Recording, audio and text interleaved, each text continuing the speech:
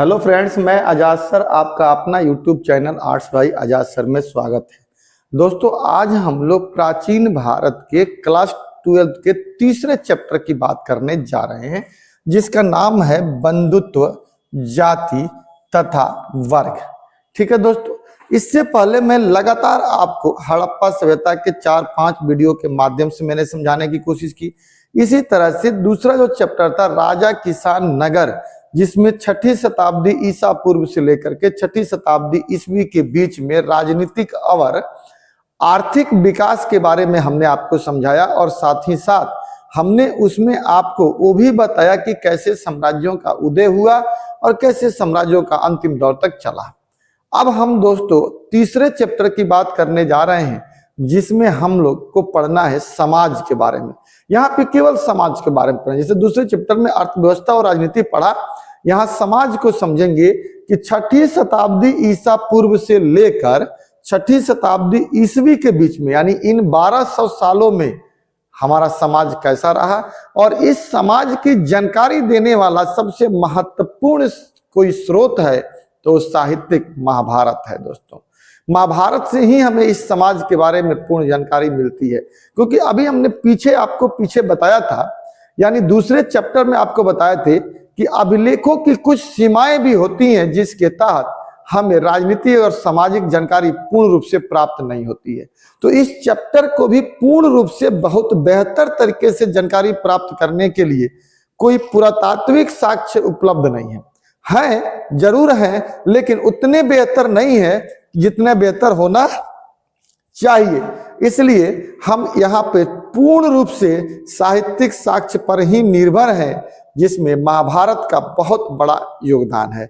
आज हम लोग उसी चैप्टर को समझने के लिए जा रहे हैं। महाभारत का एक समालोचनात्मक ग्रंथ के तौर पे देखेंगे कि महाभारत हमें क्या क्या जानकारियां देता है और उस कालखंड की क्या क्या बताता है, किस किस चीज के बारे में बताता है, वंश के बारे में, परंपरा के बारे में क्या क्या बताता है। और चैप्टर पूर्ण रूप से जो है प्रेतवंशिता वंश के ही तो इर्द गिर्द घूम रहा है। वर्ण व्यवस्था के बारे में हम चर्चा करेंगे, जातियों के बारे में चर्चा करेंगे, यानी टोटल यहाँ पर हम समाज के बारे में अध्ययन करेंगे। तो दोस्तों, ये भी हम आरंभिक समाज देखेंगे, 600 से लेकर के 600 AD के बीच की बात करेंगे, बंधुत्व, जाति और वर्ग की बात करेंगे। लेक्चर नंबर 1 होगा।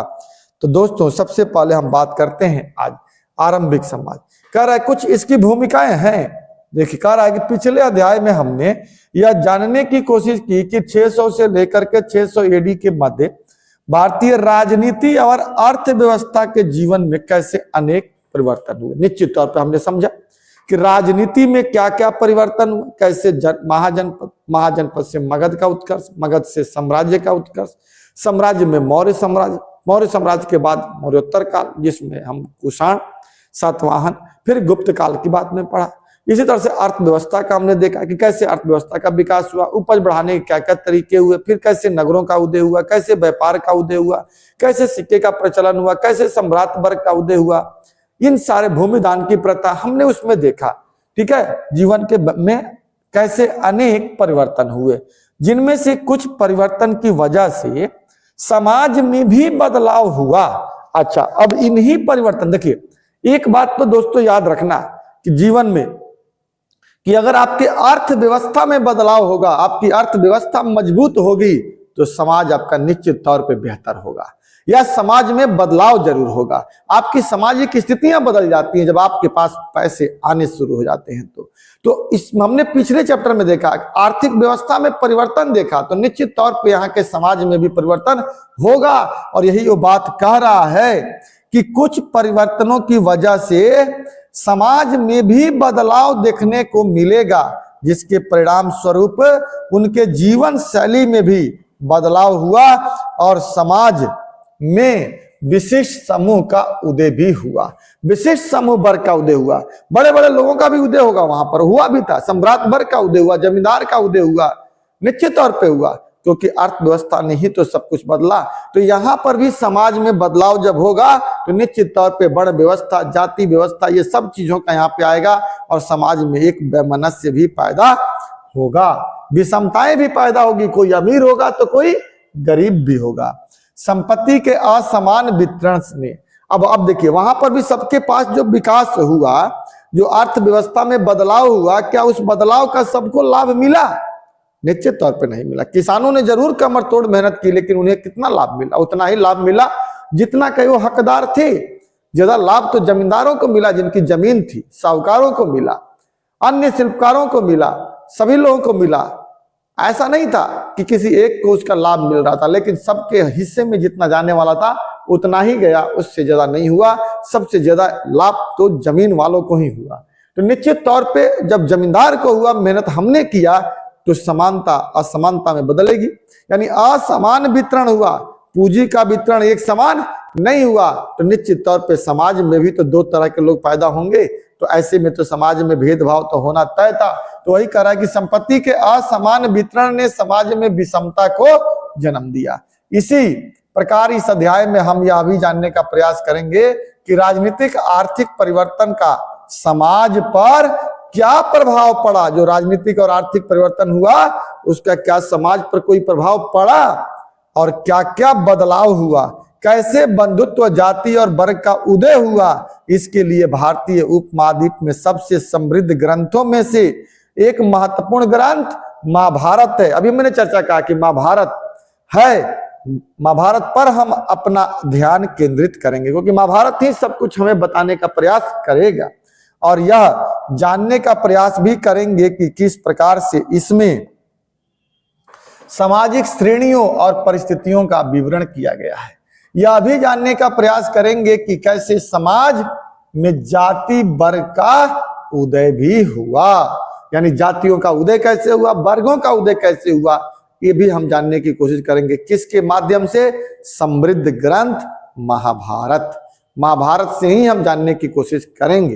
तो अब देखिए दोस्तों, आता है महाभारत का समालोचनात्मक संस्करण। दो बातें समझ लीजिए। महाभारत एक साहित्यिक किताब है, धार्मिक ग्रंथ है। इसमें देखिए संस्करण पहले समझिएगा। संस्करण का मतलब होता है प्रकाशक, यानी हमने कहा कि एक प्रकाशक निकल गया किताब का, पहला संस्करण आ चुका है, दूसरा आएगा, तीसरा आएगा, चौथा आएगा, पांचवा आएगा। तो जितने प्रकार के संस्करण होगा यानी उतना पब्लिकेशन का नाम होगा। तो उसी तरह से महाभारत का ये कौन सा संस्करण है? पहला था, दूसरा था, तीसरा था। जहां तक हमें पता है कि तीसरा हम गिन के बता सकते हैं कि तीसरा ही ये रहा होगा। तो संस्करण का मतलब हो गया प्रकाशक। समालोचनात्मक का मतलब होता है इसमें कुछ समान बातों का ध्यान देना और कुछ आलोचना करना, इसी की हम समालोचनात्मक कहते हैं। तो देखिए इसमें क्या कहता है, ये क्वेश्चन भी आपका पूछा हुआ है, कई बार ये क्वेश्चन पूछा हुआ है कि महाभारत एक समालोचनात्मक संस्करण पर प्रकाश डालिए। तो दोस्तों कह रहा है कि समकालीन समाज को समझने के लिए, मतलब उस समय के समाज को समझने के लिए इतिहासकार प्रायः साहित्यिक परंपराओं एवं अभिलेखों का उपयोग करते हैं। निश्चित तौर पर हमने पीछे पढ़ा, राजनीति समझने के लिए, अर्थव्यवस्था को समझने के लिए तो अभिलेख और साहित्य पर हम निर्भर थे। दूसरे चैप्टर में हमने आपको पढ़ाया है। यहां पर भी वही कह रहा है कि इतिहासकार साहित्य परंपरा और अभिलेख का उपयोग करते हैं, लेकिन समाज की बहुत कुछ जानकारी हमें अभिलेखों से प्राप्त नहीं होती है। तो बहुत बेहतर के लिए दोस्तों याद रखिएगा, हमें साहित्य पर निर्भर होना पड़ता है। यदि इस ग्रंथ का प्रयोग सावधानी से किया जाए तो समाज में प्रचलित आचार व्यवहार रिवाजों का भी हमें इतिहास लिखा जा सकता है। यानी अच्छे से अध्ययन करें तो हम देख सकते हैं, महाभारत काल में देख सकते हैं कि वहां पे कैसा कैसा आचार व्यवहार लोगों का था, रीति रिवाज क्या था। यही तो समाज का हिस्सा है, ढूंढना तो हमको यही ना है। उपमहाद्वीप के इस समृद्ध ग्रंथों में से एक महाभारत जैसे विशाल महाकाव्य के विश्लेषण में उस समय की सामाजिक श्रेणी यानी बंटवारा तथा आचार व्यवहार के मापदंडों को जानने का भी प्रयास किया गया कि समाज कितने श्रेणियों में बटा हुआ था, ब्राह्मण, क्षत्रिय, वैश्य, शूद्र, इसके अलावा जातियों में बटा हुआ था। ये सब हम देखेंगे, हम लोग चंडाल में देखेंगे हम लोग, ठीक है। 1919 के प्रसिद्ध संस्कृत विद्वान B.S. सुक्थांकर थे। क्या था? B.S. सुक्थांकर के ही नेतृत्व में एक अत्यंत महत्वाकांक्षी परियोजना की शुरुआत की गई, जिसका नाम था महाभारत का समालोचनात्मक ग्रंथ लिखना शुरू किया गया। अनेक विद्वानों ने मिलकर के महाभारत का समालोचनात्मक संस्करण तैयार करने की जिम्मा उठाया। यानी इसकी जिम्मेदारी हम B.S. सुकथांकर को 1919 में देते हैं और उनके ही नेतृत्व में कई सारे विद्वान मिल करके महाभारत किताब की रचना करते हैं, जिसके लिए 47 वर्ष का समय लग जाता है।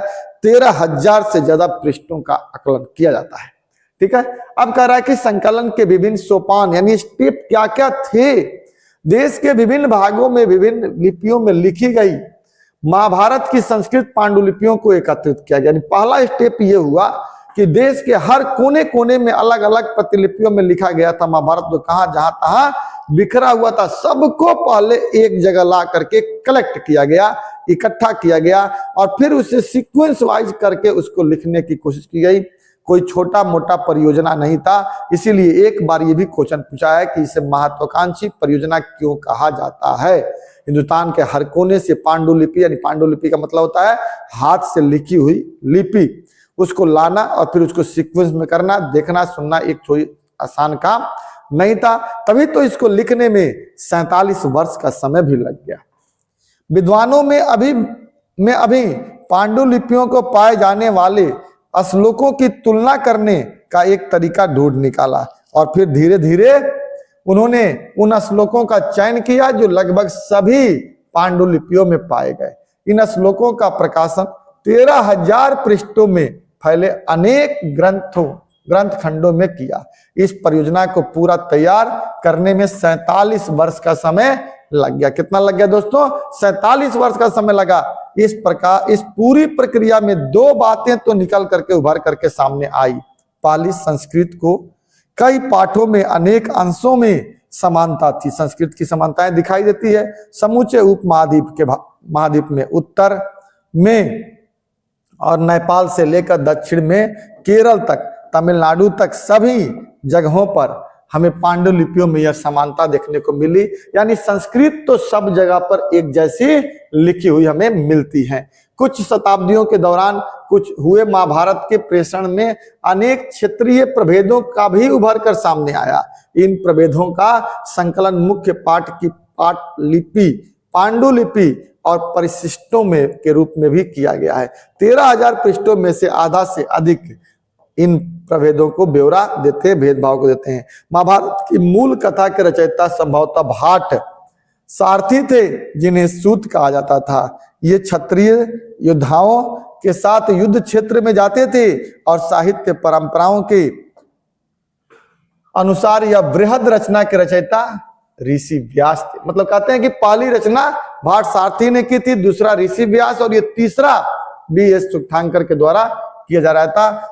ऋषि ने श्री गणेश से यह ग्रंथ लिखवाया था। ये तो बात उधर की हो गई जो समालोचनात्मक ग्रंथ था। दोस्तों आप इसे अच्छे से देखना और इसका नोट्स बना लीजिएगा।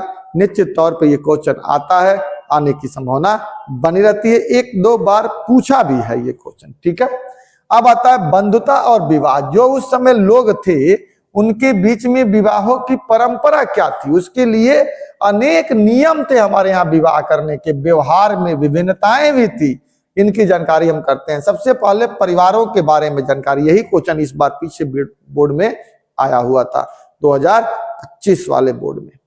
समाज में बंधुता एवं विवाह का संबंध अनेक नियम और व्यवहारों की भिन्नता पर टिका हुआ था। आज भी है हमारे यहाँ, ये कोई नई बात नहीं है। आज भी हमारे यहाँ शादी ब्याह होता है तो विभिन्न प्रकार के नियम कानून उसमें होते हैं, कई नियमें होती हैं, कई तरह के चीजों पर हम ध्यान रखते हुए उस विवाह की परंपरा को हम आगे बढ़ाते हैं। इसमें परिवार एक इकाई होता है जो कार्य के रूप में कार्य करता है, लेकिन सभी परिवार एक जैसा नहीं होते। बिल्कुल बात सही है, क्योंकि समूह का हिस्सा होता है। ये सभी लोग एक समूह के ही हिस्से होते हैं जिन्हें हम संबंधी कहते हैं। संबंधों का अध्ययन जब हम सूक्ष्म दृष्टि से देखते हैं तो पता चलता है कि इसका अर्थ जाति ही होती है। यानी जातियों का समूह होता है जो एक ही समूह के सारे लोग होते हैं जिनके विवाह आपस में होते हैं। पारिवारिक रिश्ते नैसर्गिक और रक्त संबंधों पर ही तो आधारित माना जाता है। यानी पारिवारिक रिश्ते क्या हुआ? नैसर्गिक है, जन्मजात है, रक्त संबंध है, ब्लड रिलेशन है दोनों के बीच में, इसी को तो पारिवारिक न्याय कहते हैं। लेकिन इनकी परिभाषा अलग अलग तरीके से की जाती है। जैसे कुछ समाज में भाई बहन का रिश्ता तो खून से माना जाता है, तो कुछ समाज में ऐसा नहीं माना जाता। कई बार एक ही परिवार के लोग भोजन और अन्य संसाधनों को आपस में मिल बांट कर इस्तेमाल करते हैं, एक साथ रहते हैं और काम करते हैं। ठीक है, एक साथ रहते हैं और काम करते हैं, अनुष्ठानों को एक साथ संपन्न करते हैं। इस बड़े समूह को हम संबंधी या परिवार की संज्ञा देते हैं, जो आगे चलकर समूह में बट जाते हैं। विशिष्ट परिवारों के बारे में जानकारी तो हमें आसानी से मिल जाती है, ये बात तब भी था और आज भी है कि विशिष्ट परिवारों की जानकारी तो हमें कभी भी आसानी से मिल जाती है, लेकिन उन परिवारों की जानकारी हमें आसानी से नहीं मिल जाती है, नहीं मिल पाती है जो साधारण थे। महाभारत को ही देख लीजिए, कौरव और पांडवों की जानकारी तो हमें आसानी से मिल जाती है, लेकिन क्या इनके अलावा और कोई नहीं था वंश वहां पर? निश्चित तौर पर रहा होगा, लेकिन उनकी जानकारी हमें उतना नहीं मिल पाती है, नहीं मिल पाती। लेकिन सामान्य लोगों के पारिवारिक संबंधों को पुनः निर्मित करना मुश्किल होता है। ठीक है दोस्तों, इतिहासकार परिवार और बंधुता संबंधी विचारों का विश्लेषण करते हैं, जिससे लोगों के सोच का पता चलता है। हालांकि यह सोच और विचारों ने लोगों के क्रियाकलाप को प्रभावित जरूर किया होगा। इस प्रकार देखें तो परिवार नियम और व्यवहारों का ही एक समूह था, जिसे हम जाति समूह कहते थे। यही क्वेश्चन दोस्तों इस बार आपके बोर्ड के पेपर में आया था, जो हमें लिखना था। आगे कह रहा है क्वेश्चन कि प्रीतवंशिता व्यवस्था का आदर्श, यानी पूरा महाभारत हमारे प्रीतवंशिता का आदर्श ही था और आज भी ये प्रीतवंशिता का आदर्श करता है। प्रीतवंशिता का मतलब क्या होता है? प्रीतवंशिता उसे कहते हैं जिसमें देखिए, समझिएगा ध्यान से, पिता के बाद उसका पुत्र उत्तराधिकारी होता है, उसके पुत्र के बाद उसका पौत्राधिकारी होगा, उसके बाद उसका पुत्र होगा, और इस तरह से वंश की वंशावली जब चलते रहती है उत्तराधिकार के तौर में, इसी को हम प्रीतवंशिता वंश कहते हैं। और इसी को लेकर के तो पूरा महाभारत भी, तो पूरा महाभारत ही प्रीतवंशिता वंश के उत्तराधिकारी को लेकर के चला है। और उसी में कहीं अनहोनी मतलब गलती हुई तो महाभारत जैसी कहानी घटित हो गई। पूरी कहानी हम आगे चर्चा करेंगे इसकी। तो कह रहा है कि प्रीतवंशिता का अर्थ उस वंश परंपरा से है जो पिता के बाद पुत्र और उसके पौत्र प्रपुत्र आदि की श्रृंखला में चलता है। महाभारत की मुख्य कथा वस्तु प्रीतवंशिता के आदर्श को ही सुदृढ़ करती है। हालांकि उस समय अधिकतर राजवंश प्रीतवंशिता का ही अनुसरण करते थे। उसी प्रीतवंशिता का उदाहरण हम महाभारत की एक मुख्य कथा वस्तु है, जिसमें बांधवों के दो दल कौरव और पांडवों के बीच भूमि और सत्ता को लेकर के हुए संघर्ष का चित्रण है। इस महाकाव्य में दोनों ही दल कुरु वंश से ही संबंधित, यानी कौरव और पांडव दोनों एक ही वंश कुरु वंश से ही संबंधित थे, जिनका एक जनपद प्रशासन था। यह संघर्ष युद्ध में बदल गया, जिसमें पांडव की विजयी हुए और प्रीतवंशिता का अनुसरण करते हुए पांडवों को उत्तराधिकार घोषित किया गया। हालांकि प्रीतवंशिता की परंपरा महाभारत जैसे आदर्श महाकाव्य के पहले भी हमें देखने को मिलता है, जैसे ऋग्वेद के रूप में हम देख सकते हैं। हालांकि इस प्रथा में कई बार विभिन्नता भी दिखती है, क्योंकि कभी कभी तो पुत्र के ना होने की स्थिति में भाई को ही उत्तराधिकारी सौंप दी जाती थी, तो कभी बंधु बांधव ही सिंहासन पर अपना अधिकार जमा लेते थे। कभी कभी तो विशिष्ट परिस्थितियों में महिलाएं भी सत्ता का उत्तराधिकारी घोषित कर दी जाती है। ऐसा हमने प्रभावती गुप्त को देखा है की जाती थी। जैसे प्रभावती गुप्त का राजा होना, इस प्रथा की जानकारी ऋग्वेद जैसे कर्मकांडीय ग्रंथों के मंत्रों में भी मिलता है। इस प्रकार दोस्तों हम देखते हैं कि परिवार कैसा था और समाज के बारे में हमें कैसे जानकारियां प्राप्त होती हैं। इस तरह से दोस्तों इस वीडियो में हमने बस महाभारत के बारे में बताने की कोशिश की, प्रीतवंशिता बताया,